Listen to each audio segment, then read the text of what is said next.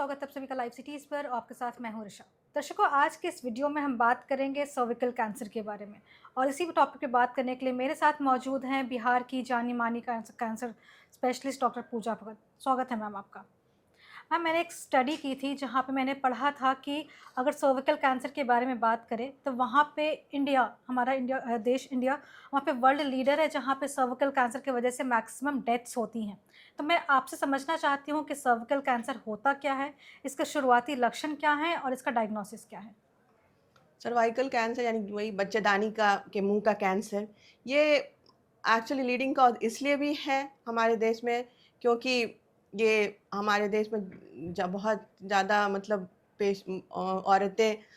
औरतों में झिझक है, वो अपना जांच नहीं करवाना चाहती, जो कि जांच नहीं कराने के कारण जब वो स्टेज पाया जाता है, जब बहुत ज़्यादा स्टेज आगे बढ़ जाता है तो उसका ट्रीटमेंट, रेडिकल ट्रीटमेंट, जड़ से उसका ट्रीटमेंट नहीं संभव है।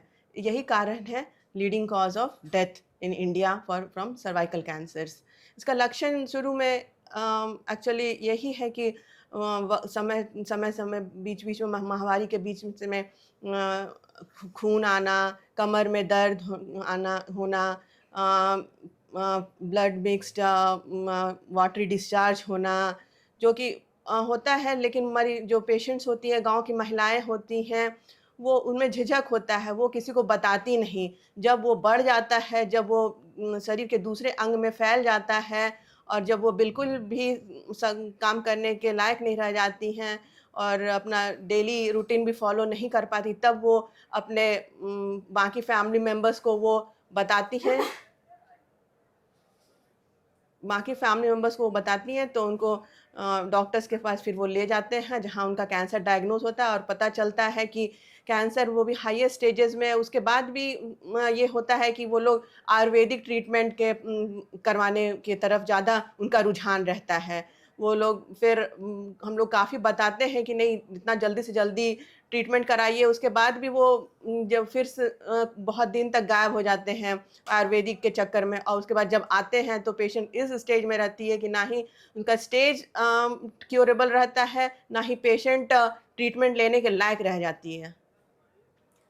मैम, आपने बात की कि ये लीडिंग कॉज ऑफ डेथ भी है क्योंकि ये डायग्नोस अर्ली स्टेज पे नहीं हो पाता है। नहीं, अर्ली हो सकता है, लेकिन पेशेंट के झिझक के कारण ये नहीं हो पा वो लोग आती नहीं है समय पे।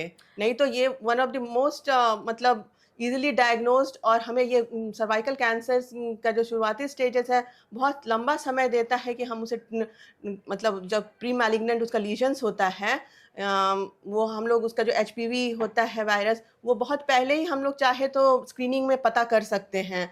और साथ ही उसमें पैप स्मीयर होता है, टाइम टू टाइम स्क्रीनिंग, वो भी अगर उसमें बहुत स्टेजेस है जो कि लंबा समय 5 से 10 साल का समय हमें देता है। अगर सेल्स एब्नॉर्मल पाए गए तो उसी स्टेज में क्योर किया जा सकता है ताकि वो कैंसर में परिणत ही ना हो। लेकिन एक्चुअली ये जो झिझक है उसके कारण ये आगे मतलब हायर स्टेजेस में चला जाता है।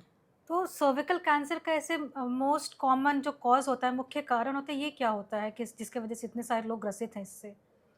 सर्वाइकल कैंसर ये एक ह्यूमन पैपिलोमा वायरस होता है, जो कि वो कराता है। ये उसका स्ट्रेन 6 और 11 है, जिसके कारण होता है ये। और इसका और भी ये तो वायरल फैक्टर्स हुआ, लेकिन उसमें और प्रेडिस्पोजिंग फैक्टर्स क्या-क्या हैं, जैसे कि कम उम्र में बच्चा होना, बार-बार कम अंतराल में बच्चा होना, पेशेंट का अपना जैसे कि इम्यूनिटी लेवल कम हो जाना, फिर एक से अधिक लोग मतलब के साथ शारीरिक संबंध होना, ये सब कारण हैं जिसके कारण कि सर्वाइकल कैंसर्स होते हैं।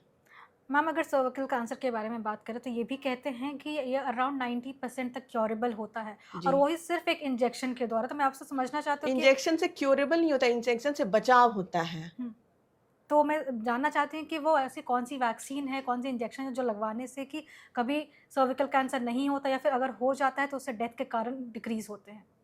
एचपीवी वैक्सीनेशन आजकल बहुत प्रमोट किया गया है। ये लड़कियों में 9 साल के उम्र से देने का रिकमेंडेशन है। और सर्वरिक्स अलग-अलग कंपनी है, सर्वरिक्स है, और भी बहुत सारा कंपनी है जिसमें कि 9 साल की उम्र में दे सकते हैं, स्टार्टिंग एज है। और वो एक तो ज़ीरो है, और दूसरा है कि 6 महीने के बाद सेकेंड डोज होता है। इससे देखा गया है, स्टडीज़ में पाया गया है कि सर्वाइकल कैंसर्स का होने का चांसेस बहुत कम जाता है। मैम आपने बात की कि अगर कोई ये वैक्सीन लगवाना चाहता है तो वो 9 साल के बाद ये जो है बताया गया है। तो 9 साल से लेकर कितने साल तक लगवा सकते हैं? और साथ ही अगर इसके डोज़ेज़ के बारे में बात करें तो अगर कोई एचपीवी वैक्सीन लगवा रहे हैं तो फिर क्या सिर्फ़ 1 इंजेक्शन की ज़रूरत पड़ती है या फिर उसके और भी बाद में फ़ॉलो-अप होते हैं? एज तो 9 से शुरू है, लेकिन 9 से 26 साल तक रिकमेंडेड एज है, लेकिन catch up vaccination up to 45 years कर सकते हैं। और जहाँ तक डोजेस की बात है, अलग-अलग कंपनी अलग-अलग डोजेस है।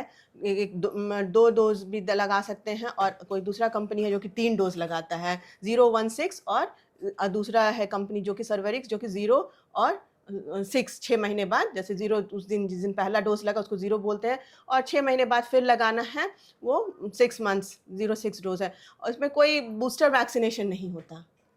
हम बहुत-बहुत धन्यवाद ये तमाम जानकारी देने के लिए। तो दर्शकों आज के इस वीडियो में हमने देखा कि सर्विकल कैंसर होता क्या है, इसका मुख्य कारण क्या है और साथ ही एक ऐसी कौन-सी वैक्सीन है जिससे कि सर्विकल कैंसर से बचा जा सकता है। तो आशा करती हूँ आज की वीडियो आपके लिए लाभदायक रही हो। अगर आपने अभी तक हमारे चैनल को सब्सक्राइब नहीं किया तो तुरंत ही कर लें। साथ ही हमारे फेसबुक पेज को भी लाइक करें। वीडियो देखने के लिए धन्यवाद।